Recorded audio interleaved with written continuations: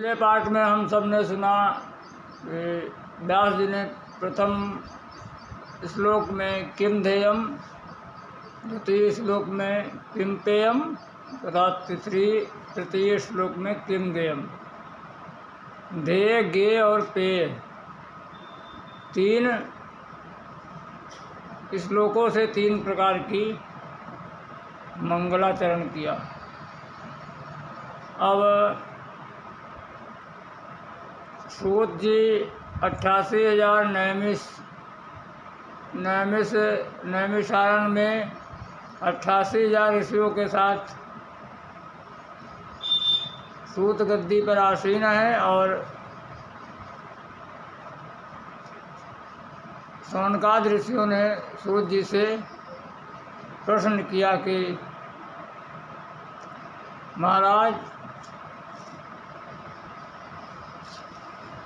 किम श्रेयम शास्त्रसारा का स्वावतार प्रयोजनम, किम कर्मं केवताराश्च धर्मं कम शरणं गता।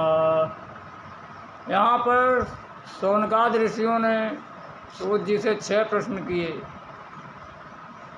सबसे 1 नंबर पर प्रश्न किया कि किम श्रेयम, मनुष्य के लिए कौन सा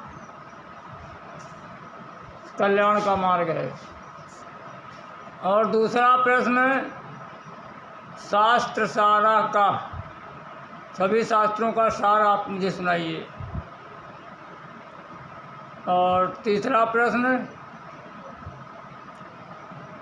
और भगवान का अवतार होता है तो उसका प्रयोजन क्या है। और चौथा प्रश्न, जब भगवान अवतार लेते हैं तो क्या क्या कर्म करते हैं। और 5वां, अगर अवतार लिए तो भगवान के अब तक कितने अवतार हुए। और 6ठा प्रश्न, जब भगवान आप धराधाम छोड़कर परम धाम को जाते हैं तो ये जो धर्म है ये किसकी शरण में जाता है। इस प्रकार 6 प्रश्न सूत जी से सौनकाद ऋषियों ने किए और इन्हीं 6 प्रश्नों के उत्तर संपूर्ण भागवत में सूत जी ने दिया। तो जब इस प्रकार प्रश्न किया तो सूत जी ने सौनकाद ऋषियों से कहा कि ऋषियों, तुमने बहुत ही उत्तम प्रश्न किया है और सर्वप्रथम मैं पहले अपने गुरुदेव की वंदना करता हूँ। तो सूत जी अपने पूज्य गुरुदेव सुखदेव स्वामी की वंदना करते हैं। यम प्रव्रजन्तमनुपेतमुपेत कृत्यम द्वैपायनो विरह कातरया जुहाव,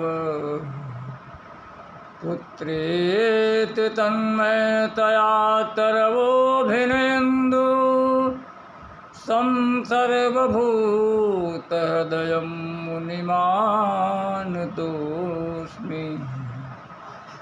यस्वानुभावमखिलश्रुतिसारमेक मध्यात्मदीपमतितितीर्षितां तमोन्धं संसारिणां करुणयाः पुराणगुह्यं तं व्याससूनुमुपयामि गुरुमुनीनां,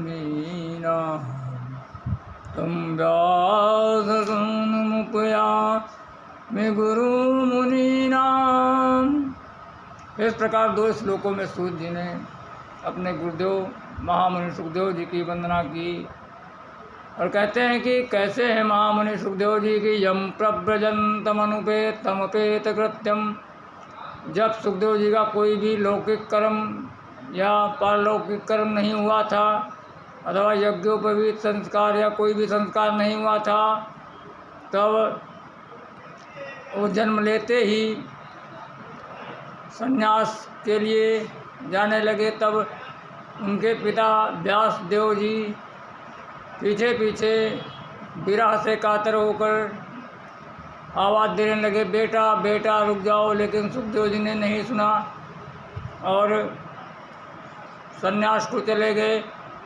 ऐसे सर्वभूत हृदय, सभी के हृदयों में निवास करने वाले सुखदेव जी की हम सब नमस्कार वंदना करते हैं।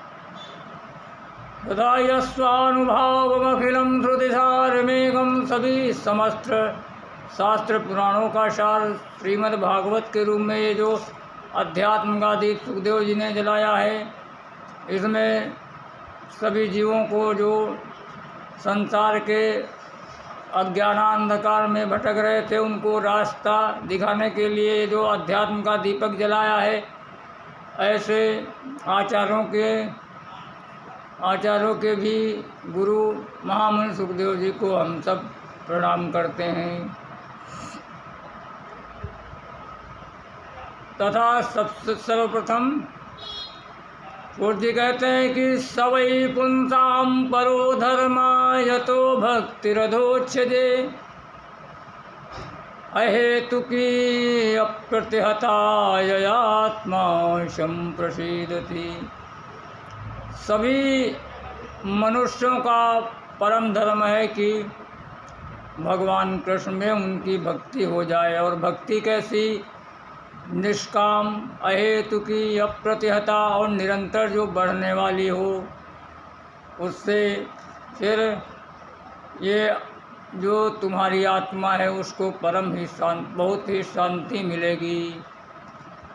वासुदेवे भगवती भक्ति योगा प्रयोजिता, और भक्ति योग के द्वारा भगवान वासुदेव की भक्ति करने से क्या होगा कि जनयत्याशु वैराग्यम, तुरंत ही तुम्हारे अंदर वैराग का जन्म होगा। और ज्ञानम च यद हेतुकम, और निष्काम ज्ञान वैराग्य का तुम्हारे अंदर जन्म हो जाएगा। तो स्वधर्मनुष्ठिता पुंसाम विश्वक से न कथा सुया। और सूर्य कहते हैं कि अगर मनुष्य अपने स्वधर्म का पालन कर रहा है, सब कुछ समय पर कर रहा है, स्वधर्मनुष्ठिता पुंसाम विश्वक सेन कथा सुया, और भगवान की कथा भी सुन रहा है, लेकिन उसको नो उत्पादे यदि रतिम, और भगवान की कथाओं में उसको प्रेम नहीं बढ़ रहा है, तो श्रम ये वही केवलम, तो जितने भी लौकिक कर्म कर रहा है वो सभी व्यर्थ है, केवल कोरा श्रम कर रहा है, उसका फल नहीं मिलने वाला है। और सूर्य कहते हैं कि धर्मस्य अपवर्गस्य नार्थायोपकल्पते, कहते हैं कि धर्म का फल है मोक्ष, और धर्म का फल ये नहीं है कि केवल रुपया ही कमाया जाए या इकट्ठा किया जाए। और नार्थस्य धर्मैकान्तस्य, और धन का अर्थ है कि धन को धर्म में लगाना चाहिए।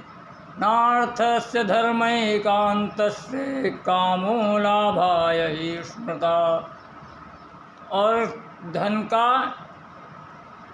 उपयोग अपने काम या भोग के लिए नहीं करना चाहिए। धर्म का अर्थ है धर्म में लगाना चाहिए।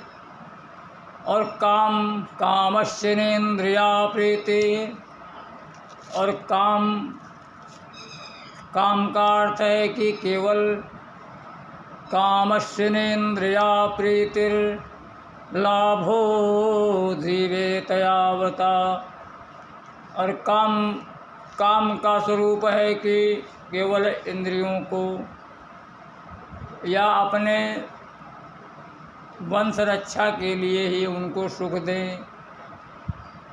कामस्येन्द्रिया प्रीति जीवो लाभो जीवेतयावता, कि जिससे जीवन यापन हो सके।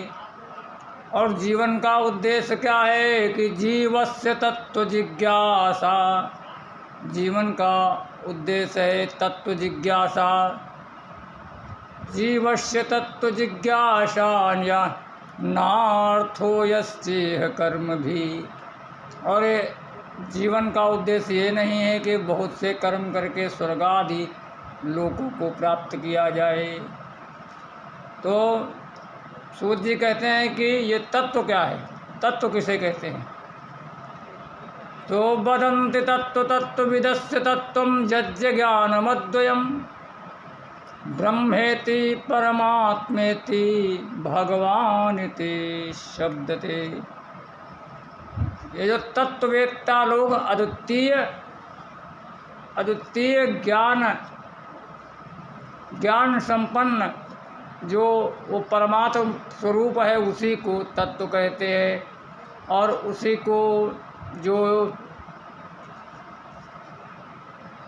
को जो ज्ञानी लोग होते हैं वो ब्रह्म कहते हैं, और योगी लोग परमात्मा कहते हैं, और जो भगवान के भक्त होते हैं वो भगवान कहते हैं। जैसे जो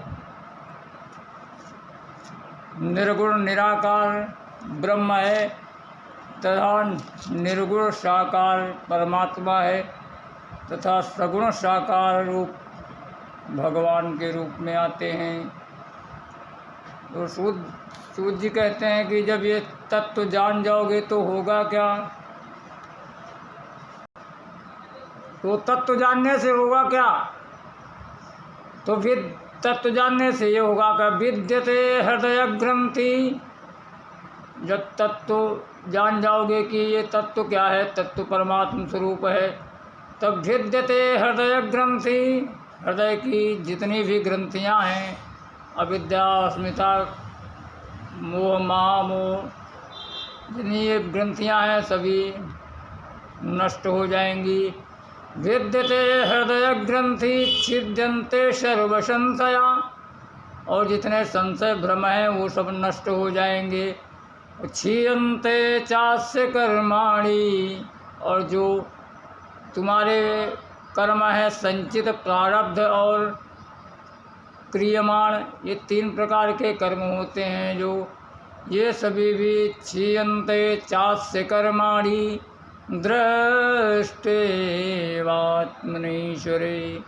जब आपको प्रभु उस परम तत्व का साक्षात्कार हो जाएगा तब ये सभी जो अविद्या आदि की ग्रंथियां हैं ये नष्ट हो जाएंगी, और जो जितने भी संशय भ्रम हैं सब खत्म हो जाएंगे, और जो तुम्हारे कर्म रूपी बीज हैं ये भी नष्ट हो जाएंगे। जैसे भर्जनम भव बीजानाम मर्जनम सुख संपदाम। ये जो राम नाम का तत्व है, इससे इस प्रकार सूत जी ने तत्व के विषय में बताया। अब सौनकादि ऋषि कहते हैं कि सूत जी अब ये बताएं कि ये भागवत की रचना कब हुई और इसकी रचना किसने की, तथा सर्वप्रथम ये श्रीमद् भागवत महापुराण किसको सुनाया और किसने सुना, ये सब विस्तार पूर्वक बताइए। जो प्रश्न पूछे हैं वो भी बताइए, और जो प्रश्न नहीं पूछे हैं वो भी विस्तार पूर्वक बताइए। अब श्रीमद् भागवत की रचना बताते हैं। द्वापरे समनुप्राप्ते तृतीये युगपर्ये जातः पराशराद्योगी भाषाभ्यां कलया हरे। बुद्धि कहते हैं कि ये जो द्वापर के अंतिम चरण में, ये जो तीसरे युग के अंतिम चरण में द्वापर में पराशर ऋषि के पुत्र हुए व्यास जी, जो सत्यवती के गर्भ से उत्पन्न हुए और वो भगवान के कला अवतार थे, उनके द्वारा इस श्रीमद् भागवत की रचना हुई। अब अगले पार्ट में